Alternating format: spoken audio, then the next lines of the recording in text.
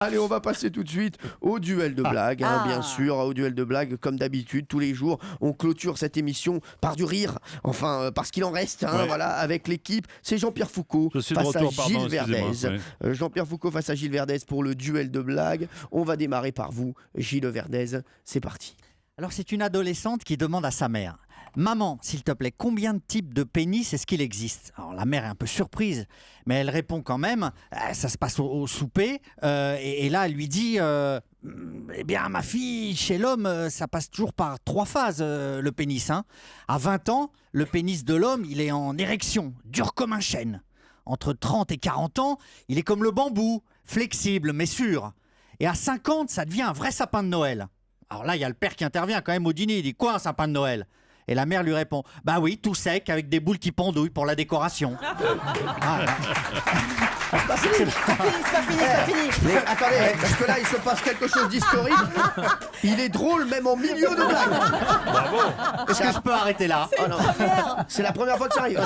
Les gars, je vous jure, là, vous auriez pu faire comme dans les stand-up. C'était Gilles Verdez, c'est tout pour moi. Alors, c'est une bonne chute. Donc, allez, on repart, on en était aux boules qui pendent. Parce qu'après, ça se gâte. Oui. Donc, le fils alors intervient et il demande au père: et papa, dis-moi, les seins des femmes, combien de types de seins, hein? Combien il en existe? Alors le père, qui est déjà fâché après ce qu'a dit la mère, répond: ben mon fils, il en existe 3 types aussi. À 20 ans, les seins d'une femme sont comme des melons bien ronds, bien fermes. Entre 30 et 40, ils sont comme des poires, encore agréables, même si leur forme laisse à désirer. Et après 50 ans, mon fils, ils deviennent comme des oignons. Alors là, il y a la mère furieuse qui intervient: quoi, des oignons? Et le père répond: bah oui, les tiens, tu les regardes et tu pleures. Dommage. Si je peux me permettre, C'est méchant. pour l'auteur de la blague, il faut juste raccourcir. Il faut remonter un petit peu la chute et après on arrête là. Oui. On était très bien au boule de Noël. Ah oui, il avait raison de s'arrêter. Non mais c'est fou. Il a le sens de l'histoire. Justement non, parce qu'il a continué. Sur votre ordre. Ah oui. C'est lui vous avez dit, même en menaçant, il faut finir. Merci Pierre, merci. Hein, vous êtes témoin. Oui Pierre. Vous voulez que je vous dise? De toute façon, on n'écrira pas ce livre à 4 ans. Ça, vous l'avez bien cherché. Vous aviez besoin d'un historien, mais ils vont pas se filmer. Voilà. Putain, terminez l'histoire. Jean-Pierre Foucault. Je vais faire retomber l'ambiance. Très très mauvaise nouvelle. Gilles Verdez, Pierre Bellemare et Cyril Hanouna meurent dans un accident de voiture et arrivent au ciel. Vous avez le sens de la fête. Ah tiens, je viens d'avoir un texto. Christophe de Chavannes et Laurent Roquet. Voilà une bonne nouvelle.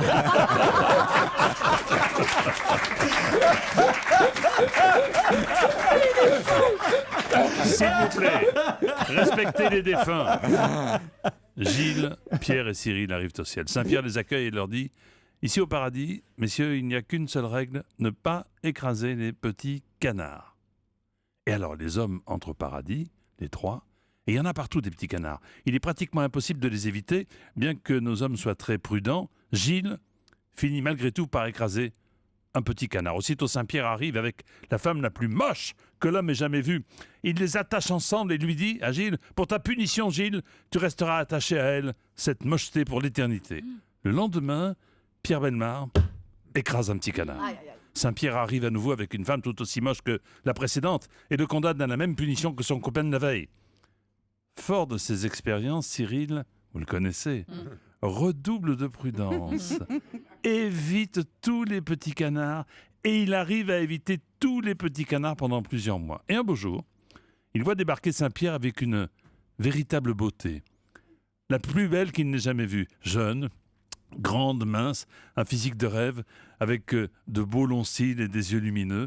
Saint-Pierre les attache l'un à l'autre et s'en va sans mot dire. Et Cyril, plus que surpris, dit à la femme: mais je me demande ce que j'ai bien pu faire pour mériter ça. Et la femme lui dit: je sais pas, mais je viens d'écraser un petit canard.